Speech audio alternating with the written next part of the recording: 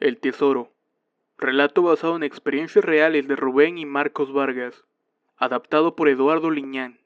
Mi hermano y yo vivíamos en la colonia Nuevo Madero, al norte de Tampico, cerca del corredor urbano. Era una época de verano y acostumbrábamos a jugar mucho en los alrededores. La colonia estaba rodeada por lagunas y tierras pantanosas, que guardaban muchos lugares interesantes para unos niños como nosotros. En este lugar se juntaban otros chiquillos de la colonia, así que el internarse entre los árboles y maleza de la zona era una gran aventura. El juego parecía casi interminable. Por aquellos días, las lluvias apenas comenzaban a dejarse sentir. El calor era minorado por un poco de ventiscas y chubascos ocasionales, que a veces solo acrecentaban el bochorno y la plaga de moscos que imperaba el lugar. Cierta tarde, jugábamos a las escondidas en una zona alejada de la colonia. Mi hermano notó la presencia de un anciano que estaba sentado cerca de una arbolada. Alertado me llamó y pude notar que en efecto, era un viejo indigente. Llevaba un sombrero de paja y estaba vestido humildemente. Permanecía sentado en un tronco y junto a él tenía una bolsa de mandado sucia y llena de tierra. No le dimos mayor importancia. Anteriormente habíamos visto indigentes vagar por esa zona, buscando algo que cazar o comer. Los días pasaron y mi hermano siguió observando al anciano en ese lugar. Sin embargo, algo cambió. Cada que lo veíamos estaba de pie, junto a un gran árbol señalando algo en el piso. El rostro pálido y quebrado contrastaba con su mirada de tristeza y soledad, y su aspecto harapiento era todavía más lastimoso. Eso me ponía en alerta, porque pensaba que necesitaba algo. Pero nuestros padres nos decían que jamás habláramos con extraños, y mucho menos con viejos. Así que no le dimos importancia a aquel asunto, hasta que se lo contamos a los chavos de la pandilla. Uno de ellos decía que nunca había visto a nadie en ese lugar, y otros de que se trataba de algún fantasma.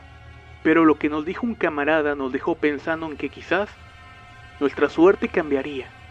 Es un fantasma, dijo. Si está en el mismo lugar siempre, es que ahí hay un tesoro, y nos señala el lugar donde está enterrado. Un tesoro. Sonaba algo increíble, a piratas y aventuras. Esa idea nos emocionó mucho, tanto que al día siguiente acudimos todos al lugar donde constantemente veíamos al viejo apuntando. Llevábamos palas y cubetas para sacar la tierra. El anciano no estaba, pero había restos de una fogata vieja y mucha basura apilada en el sitio, como si alguien hubiera vivido ahí entre el monte. Para algunos de los muchachos, algo no cuadraba y tenían miedo. Tenían miedo de que el anciano regresara por sus cosas y nos sorprendiera cavando un hoyo en su propiedad. Esperamos un buen rato a que el viejo apareciera para reclamar algo, pero nunca llegó. Todos notamos que en el lugar donde se paraba el viejo, la tierra estaba un poco removida, incluso tenía musgo y vegetación. Algo raro en ese lugar, porque ahí no crecía nada. No esperamos más y comenzamos a cavar emocionados. Escarbamos como 1 metro de tierra. Cuando la pala dio con algo duro, todos nos acalambramos al escuchar el ruido seco de la pala.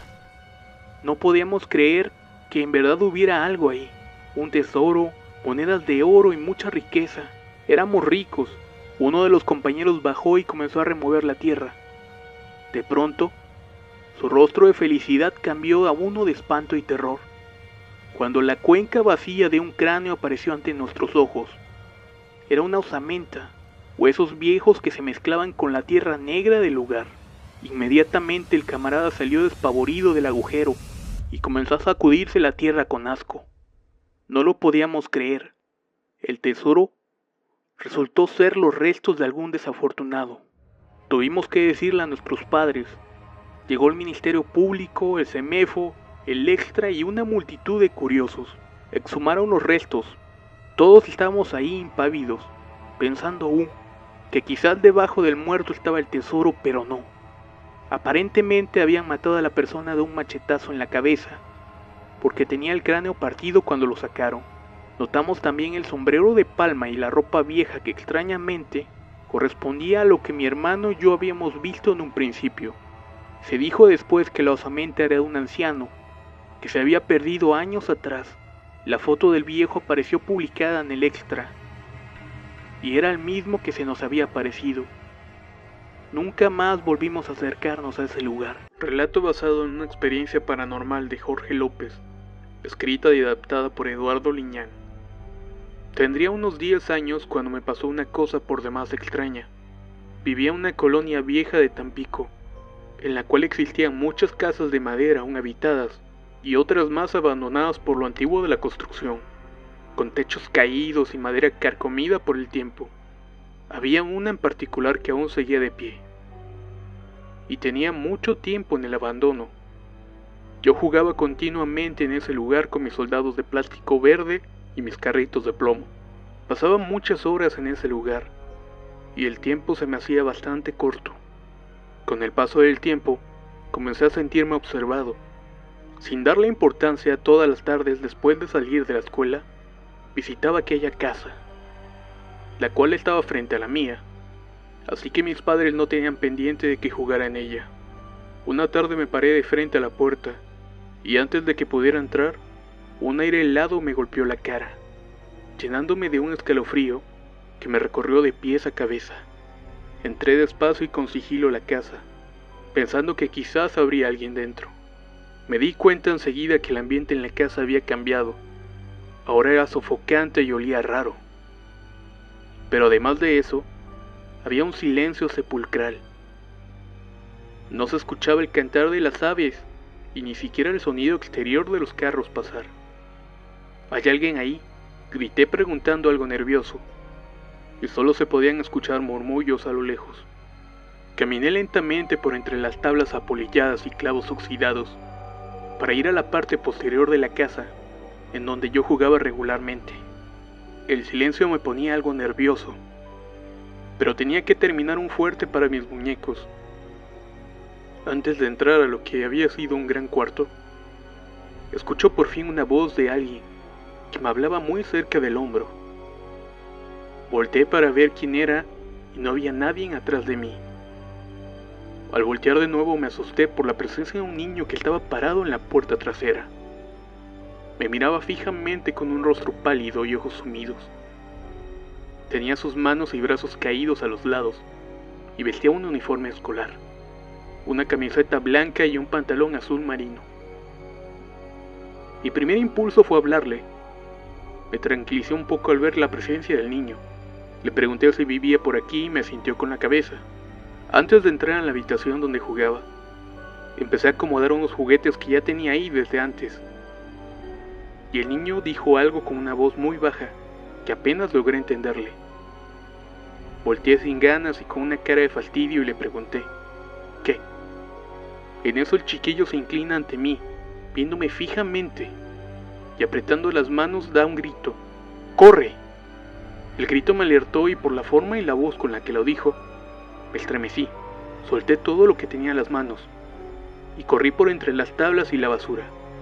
No tardé mucho en salir, y cuando crucé el zaguán de la entrada, volteé para ver si me había seguido el niño. Se había quedado en el mismo lugar donde estaba. Lo vi a lo lejos y tan solo levantó la mano.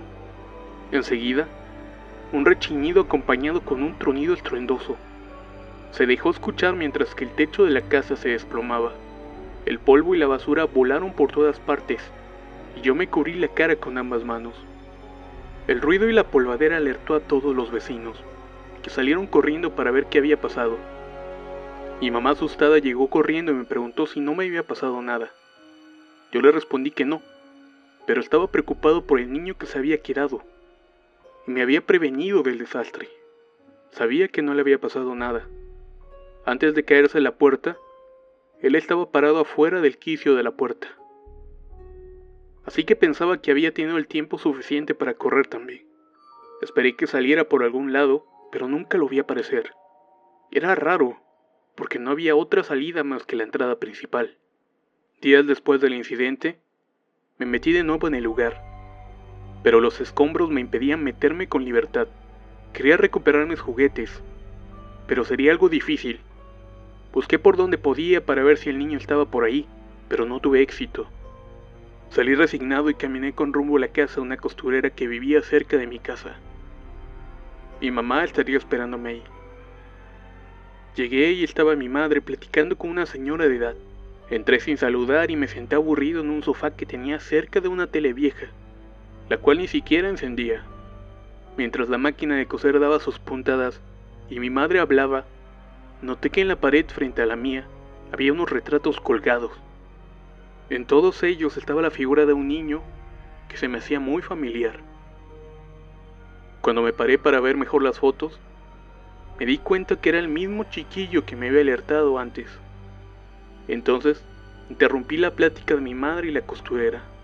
Mira, mamá, este es el niño que me dijo que corriera. Grité emocionado, y las mujeres se me quedaron viendo extrañadas. Hijo, no seas grosero y no digas mentiras. Me reprendió mi madre por haber interrumpido la plática.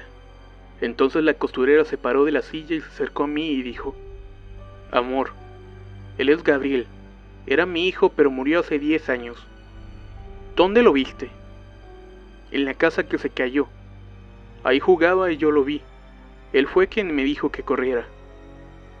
La señora se dejó caer en un sillón y con la voz entrecortada y con los ojos húmedos, me dijo algo que jamás he podido olvidar. Esa era la casa de mi suegra. Mi hijo Gabriel una tarde llegó de la escuela y se subió al techo por una pelota. Se cayó de cabeza y murió. Desde ese entonces nunca más volví a ese lugar. No por miedo, sino porque quería dejarle los juguetes a Gabriel. Quizás eso le habría gustado. Ouija, relato basado en experiencias reales de Clara. Historia adaptada por Eduardo Liñán. Mi nombre es Clara, soy de Tampico. Sin embargo, hace ya varios años que radico en Durango. Mi historia comienza cuando era apenas un adolescente y nos juntábamos 2 amigas y un amigo de la escuela a jugar la Ouija.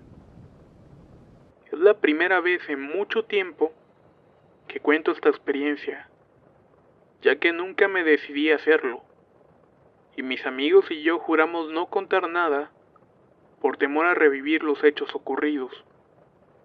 En esa época tendríamos unos 13 años, al igual que mi amiga Mariana y Nayeli de 14 años. Éramos muy unidas y las mejores amigas, cómplices en todas las tonterías que cualquier adolescente de nuestra edad podría imaginar o hacer. Una de esas imprudencias fue de Mariana, al comprar una Ouija en su cumpleaños número 13. Discutíamos quién de las 13 quedaría con la tabla. Habíamos escuchado muchas leyendas y dichos al respecto, así que urdimos un plan para que no fallara. Nayeli la jugaría y yo la guardaría. La primera vez que jugamos sería en casa de Nayeli. Ella tenía un hermano, Beto, el cual se aventuró a jugar primero. Incrédulo y con un gesto de soberbia, quiso tomar el apuntador y este no reaccionó. Fue al segundo intento que comenzó a moverse sin ningún patrón. Una mueca nerviosa se dibujó en la cara de Beto al ver cómo se movía el apuntador. Sin siquiera tocarlo, él continuó, pero su rostro estaba serio y no sonreía. Algo lo alertó y se paró de la mesa. Nos dijo que no quería jugar más ni saber de esa cosa. Con pasos firmes salió de la habitación y decidimos terminar el juego por esa noche. A la noche siguiente, llegué a la casa de Nayeli, lista con las preguntas que haría. Habíamos acordado tener un horario para jugar, y lo haríamos las 3 o ninguna. Así que al llegar ya estaba Mariana con ella, y lista de igual forma. Ella, por temor, se limitaba solo a observar, porque tenía un hermano que tenía meses de nacido, y pensaba que al jugar eso, lo afectaría de algún modo. Así que entre Nayeli y yo tomamos el apuntador y comenzamos el juego. El semblante de Nayeli cambió por completo. De ser una persona alegre y expresiva, se transformó en un rostro pálido, muy serio y con un gesto de enojo. No emitía palabra alguna. Al observar ese repentino cambio, le hacía señas con la mirada a Mariana para que notara lo mismo. Pero no me hacía caso. El apuntador en manos de Nayeli tenía movimientos erráticos. No se colocaba en ninguna letra específica. o dibujaba algún patrón, solamente se movía. Yo pensaba que era ella quien movía el apuntador a propósito, así que decidí que termináramos por esa noche. Fuimos a mi casa y guardamos la ouija, y salimos a dar un paseo. Estando en la calle, el carácter serio de Nayeli era por más molesto, y más porque se detenía en los carros y dibujaba un corazón con letras N y J. Eso nos causaba mucha extrañeza. Ella no era una mujer que expresara sus sentimientos o se abriera completamente. Además que estaba más ida y más seria que de costumbre. Su carácter y la actitud con nosotras había cambiado. No era desgarbada ni confianzuda. Era déspota e ironizaba cada vez que podía. Eso nos molestaba, pero era nuestra amiga. Al llegar a su casa se despidió de una manera fría y carente de empatía. Pasaron 3 días y no nos vimos. Al cuarto día, Nayeli, con un rostro ansioso, se dirigió a mí, de la manera habitual, pero fingida. Después me dijo que quería jugar, así que saqué la ouija de su casa y ella en un movimiento rápido me lo arrebata. Se sienta en el piso, cruza las piernas y comienza a jugar. Así, todos los días durante semanas era lo mismo. El jugar se volvió una obsesión para ella, y en una angustia para mí y para Mariana. No sabíamos qué hacer con nuestra amiga, y ese comportamiento tan obsesivo y extraño. El carácter de todas comenzó a cambiar sin que nos diéramos cuenta. Algo nos pasaba, pero no sabíamos, hasta que la realidad nos pegó de frente. Nos estábamos volviendo violentas y sin sentimientos, en especial Nayeli. Quizás para mí lo más aterrador sucedió una noche que llegaba a casa. Mi mamá estaba dormida y me le quedé viendo por un largo rato. Solo la observaba dormir cuando de pronto comenzó a manotear el aire. Hacía unos movimientos raros para tratar de quitarse algo de su cuello. Cuando por fin despierta, asustada y respirando con dificultad, me ve espantada y dice: «Ay, hija, andas muy mal, me querías ahorcar». En ese momento reaccioné y me vi delante de ella. Estaba pasmada y la fuerza volvió a mí. Tan solo corrí y abracé a mi madre, pidiéndole perdón por haber sido mala hija. Después de un rato me alisto y me pongo de acuerdo con las demás para vernos. Habríamos de jugar una vez más. Esa noche me tocó jugar a mí. Hice las preguntas habituales a lo que estuviera moviendo el apuntador. ¿Quién eres? ¿De dónde eres? ¿Cómo te llamas? Al decir esto, el apuntador señaló las letras J, O, H y S. En ese momento supimos de quién se trataba. La supuesta N y J. Pero era imposible. Sentimos una preocupación Mariana y yo. Nayeli estaba enamorada de un lo que sea, de un muerto o algo peor. Entonces, y después de meditarlo mucho, entre Mariana y yo decidimos quemar la ouija, deshacernos de ella sin que Nayeli se enterara. Fue un 12 de diciembre del 95, cuando llegó ese momento. Nayeli ya estaba en un estado violento compulsivo todo el tiempo. Su carácter serio ahora era rudo y despreocupado por todo. Eso nos atemorizó porque cada vez hacía cosas riesgosas sin pensar en las consecuencias. Así que pensamos en mantener alejada a Nayeli, en lo que destruíamos la tabla. Mariana se la llevó a su casa, pensando en que quizás Nayeli fuera a mi casa y tratara de arrebatármela. Estando juntas, Mariana y yo llevamos la tabla junto a un altar de la Virgen de Guadalupe, ya que según Mariana, ella evitaría que algo nos pasara. Ella creía en todas esas cosas. Yo, con tal de liberar a mi amiga y liberarnos, estaba dispuesta a hacer lo que fuera. Teníamos todo listo: alcohol, agua bendita y un rosario. Mariana de pronto se mete a su casa y me deja en el balcón viendo la calle. En eso, una extraña sensación de pánico me invadió, cuando sentí el golpe frío de una mirada. Era la mirada de Nayeli, que estaba atrás de las escaleras viéndome, con una mirada psicótica y llena de odio. unos ojos violentos que jamás he logrado quitarme de mi mente. Su rostro estaba completamente deforme por la ira. En ese momento yo me quedé paralizada cuando se abalanzó sobre mí. Me arrebató la caja de la tabla en un movimiento violento. Saca la ouija tirándola al piso y el apuntador sale volando cayéndose por el balcón. Se da la media vuelta y antes de irse me dice con su cara habitual: se llama John Henson, tiene 14 años y su papá lo estranguló. En eso se baja corriendo por el apuntador y se pierde entre los edificios. Yo estaba petrificada de miedo. En eso sale Mariana y al darse cuenta de lo que pasó, comienza a insultarme y a reprocharme porque había permitido a Nayeli irse y tirar el apuntador. El escándalo alertó a un vecino de Mariana, el cual salió y viéndonos, se dio cuenta de lo que pretendíamos hacer. Sin mediar nada, tomó la tabla y nos dice con voz impactante: yo la voy a quemar por ustedes. De verdad, ¿cómo son pendejas? ¿Por qué hacen esto?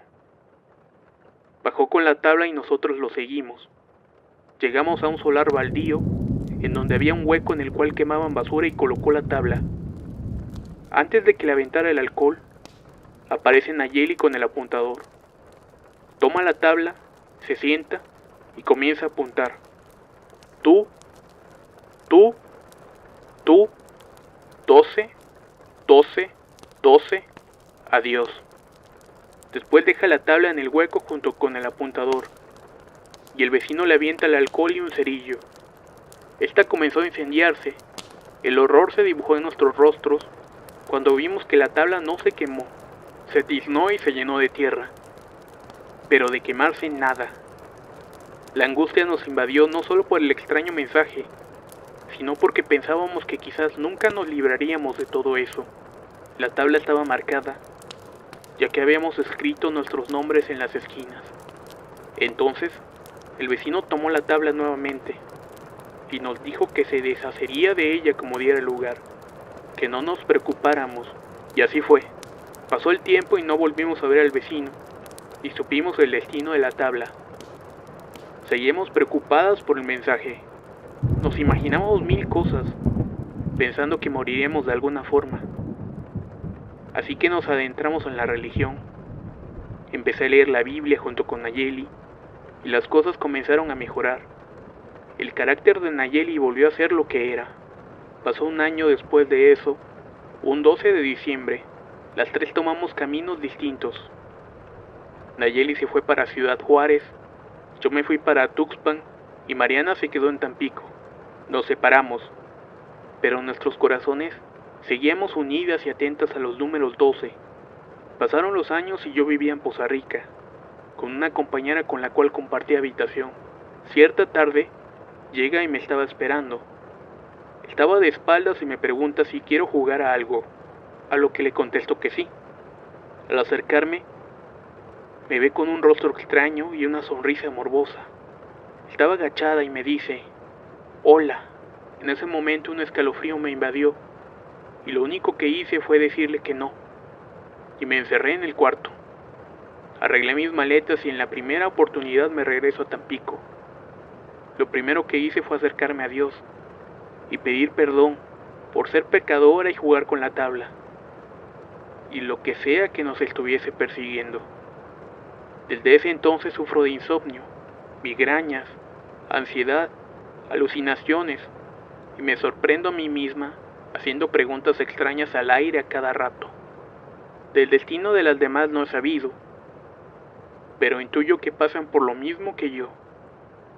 Le pido a Dios cada día para que nos libere de todo esto que nos persigue hasta ahora, y que perdone nuestros errores. Les contaré algo que me sucedió durante una madrugada. La verdad, yo soy muy incrédula en cuestiones de fantasmas o cosas por el estilo. Siempre leo historias de terror y me queda la duda de que si son de verdad o mentira. Pero lo que me sucedió esa noche fue algo que nunca se me pasó por la cabeza, algo que jamás pensaría que me ocurriría. Resulta que regresaba de un lugar.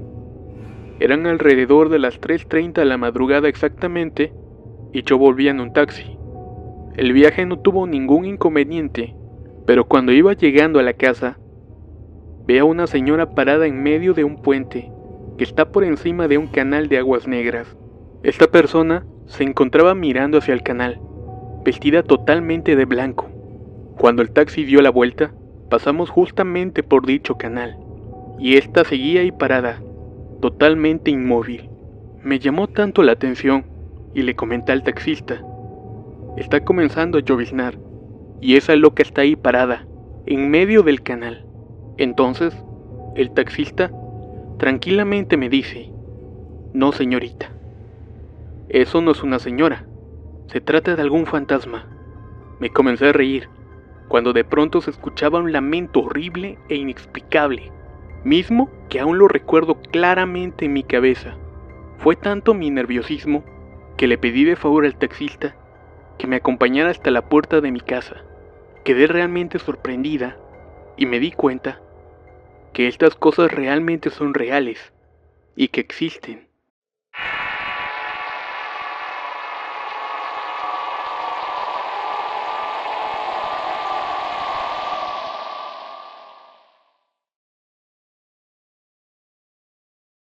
Esto es algo que platicaba mucho mi abuela cuando no hacíamos caso.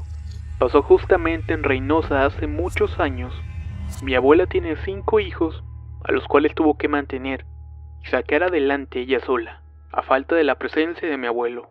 Resulta que una noche, llegando ella muy cansada, y todavía teniendo que llegar a cocinar, se va a la cocina para alistar todo, y nota que se había acabado el gas. Para esto, mi abuela tenía una comadre a la vuelta de la casa, pero quedaba un poco lejos, ya que las cuadras de allá son muy largas. Entonces, ella, ya con el cansancio que le invadía, decidió llamar a mi tío, el más grande, que fuera con su comadre a pedirle de favor que si le daba permiso de cocinar, ya que se les había terminado el gas. Mi tío, un muchacho de 16 años, empezó a respingar y a hacer berrinches, y a contestar muy feo a mi abuela, porque él no quería ir con su madrina, porque estaba muy lejos y porque ya era muy tarde. Total, hizo su berrinche hasta que se cansó y dieron las 11 de la noche. Y mi abuela, ya enojada, lo agarró del brazo fuertemente y le dijo: te estoy diciendo que te pares y que te vayas con tu madrina.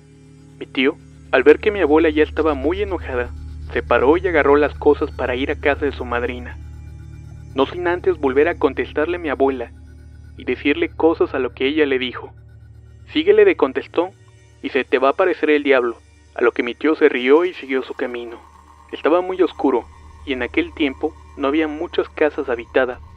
Eran más los terrenos baldíos que habían en ese lugar. Total, llegó con su madrina, cocinó y toda la cosa. Se despide y se regresa nuevamente. Lo que él quería era llegar ya, y podía cortar camino por un solar que estaba en la esquina. Pero tenía mala fama, porque ahí se metía puro vago y asaltante. En fin, decidió arriesgarse y atravesó el solar. Ya le faltaba como media cuadra para llegar a la casa, cuando sintió que alguien venía atrás de él. A lo que voltea y efectivamente, venía una persona atrás de él, toda de negro. No se distinguía bien por la oscuridad. No hizo más caso porque era común que la gente caminara tarde, cuando iban o venían de las fábricas aledañas. De pronto, escucha como una pata de caballo, y después como si fueran arañazos. Volteé a ver a la persona y esta era mucho más grande de lo que había visto. Volteó hacia abajo y vio que tenía una pata de cabra y otra de gallina. Cuando levantó la mirada, dice que lo que vio eran solamente un par de ojos rojos, con una mirada muy intensa, a lo que suelta las cosas y se pone a correr a toda prisa sin mirar atrás. Empieza a escuchar que cada vez esa cosa venía más y más cerca de él, y desesperado grita: ¡mamá! ¡Mamá! Casi al llegar a la puerta de la casa, decide voltear, y lo último que recuerda es que esa cosa le iba a tocar el hombro. De pronto sale mi abuela y se desvanece en sus brazos. Mi abuela, espantada, lo mete y le da de oler alcohol, y le pregunta qué era lo que había pasado. Él solamente le respondió: perdóname, mamá, no te vuelvo a contestar nunca más, y prometo obedecerte en todo lo que me digas.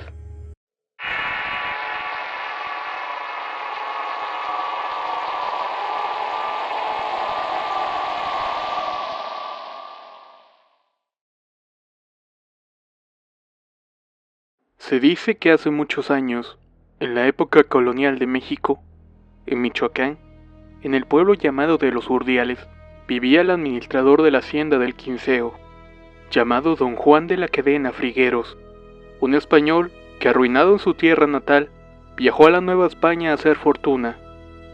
Don Juan consiguió trabajo en calidad de administrador con don Pedro de la Coruña, conde de la Sierra Gorda. Este tenía una hija muy hermosa que cautivó el corazón de don Juan de la Cadena. Desgraciadamente, el hombre no era tan rico para pretenderla, así que se dedicó a tratar de conseguir dinero, de cualquier forma, principalmente de la usura. Pero lo peor de todo es que por mucho tiempo había rebajado en las rayas de los peones medio real. Al señor don Pedro le decía que aquel medio era un ahorro, que cada peón en cualquier momento querría casarse, curarse o satisfacer cualquier otra necesidad, y que a lo mejor ese ahorro le beneficiaría en un futuro. Claro que esto no era así, y aquel dinero iba a dar directamente a la usura. Finalmente don Juan de la Cadena logró hacer una gran fortuna y pidió la mano de la hija de don Pedro. Esta se le fue negada, provocándole a don Juan una gran depresión, la cual lo llevó hasta la muerte. Se dice que desde entonces, por las noches, su alma pena gritando: vengan por su medio real. Lo hace durante 1 hora y después desaparece, tratando de entrar a la que alguna vez fue su casa. Tal parece que fue castigado por sus robos, obligándolo a regresar todo el dinero que le quitó a los peones. Por supuesto, sabiéndolo muerto en ese momento, nadie acudió a sus llamados, y hasta el día de hoy en la actualidad, sigue gritando. Y así seguirá, pues nadie vive ya, nadie que pueda reclamar tal dinero.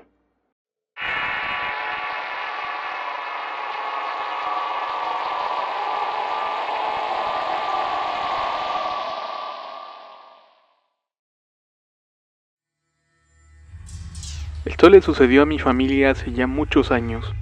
Mi abuela, siempre que su papá salía a trabajar muy temprano, le gustaba seguirlo. En cierta ocasión, mi bisabuela se lo prohibió, e incluso la regañó. Sin embargo, a mi abuela pareció no importarle, y siguió a mi abuelo, ignorando las palabras de su madre, misma que le había dicho que se le aparecería el diablo por desobediente. Salió de la casa y continuó caminando por ese largo trayecto por el cual su padre se iba todas las mañanas. Iba tranquilamente caminando, cuando de pronto se le apareció un caballo negro. Algo raro, pero no se asustó. Tomó una vara e iba asustándolo. Sin embargo, mientras más lo espantaba, este se iba haciendo cada vez más y más grande. Esto sí le empezó a dar miedo a mi abuela. De alguna manera, logró asestarle un fuerte golpe, haciéndolo que éste volteara. Se llevó el susto de su vida al ver que el caballo tenía los ojos rojos, tan rojos como el carbón encendido, y humo saliéndole por la nariz. El caballo se metió por los matorrales y desapareció. Como han de suponer, mi abuela nunca más desobedeció a su madre, una vivencia que ha pasado de madre a madre a lo largo de las generaciones.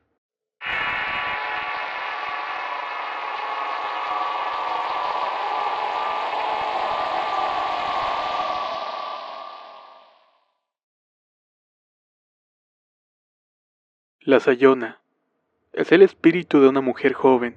La leyenda habla sobre una mujer muy hermosa que asesinó a su marido e hijo, los quemó vivos y luego ahorcó a su propia madre, quien antes de morir le lanzó una maldición, llamándola Sayona y condenándola a vagar eternamente.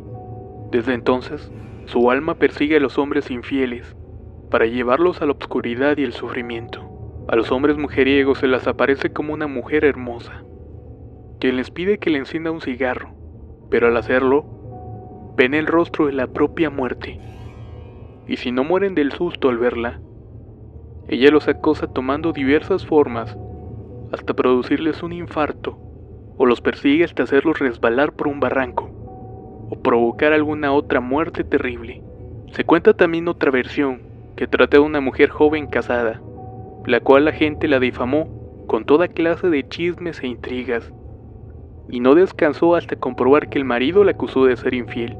por lo cual le reclamó que el hijo que tenía no era de él. Despechado, el celoso marido le prende fuego a la choza donde vivía.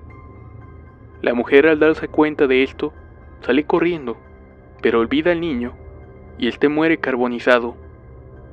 Desde entonces, el alma de la Sayona ronda sin descanso por entre el mundo de los vivos y buscando la venganza eterna.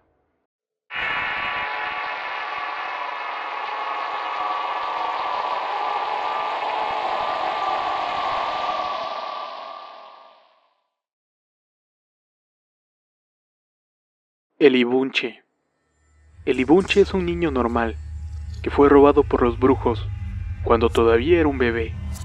Los enviados del mal, con sus conjuros, le obstruyeron todos los orificios del cuerpo y después le convirtieron en una especie de duende que tiene la cabeza volteada hacia atrás y camina sobre una sola pierna.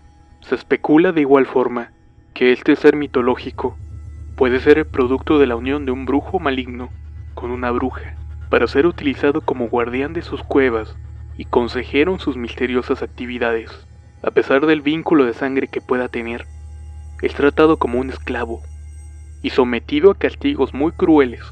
Otra versión sobre su aspecto cuenta que cuando era pequeño le dislocaron una pierna y ahora la criatura carga siempre consigo un garrote, que tiene la cabeza girada hacia la espalda y una sola pierna, con la cual se desplaza dando saltos, ya que la segunda le sale de la nuca y le cuelga sobre el pecho. Todo esto de una manera grotesca. Atrapado en el imaginario colectivo de los pueblos mapuches, la gente lo describe de distintas formas. Dicen que es un ser misterioso, unos afirman que no puede hablar, que está cubierto de vello, que tiene una textura muy suave, parecida a la lana. Otros afirman que está desfigurado y anda desnudo, que tiene cabellera y barba muy larga, está completamente lleno de heridas, tiene moretones por todo el cuerpo y está hinchado por las palizas que recibe. Es mudo y cuando los brujos le consultan algo, la respuesta es negativa o positiva, dependiendo de los movimientos de la cabeza. Emite quejidos desgarradores cuando lo están apaleando. El Ibunche no daña a la gente mayor, de manera que si alguien lo encuentra, no sufrirá ningún daño. Se alimenta especialmente con carne de niños recién nacidos, pero lo que más le gusta es la carne de chivo. Según la leyenda, castiga a los cazadores que matan animales sin necesidad o por codicia.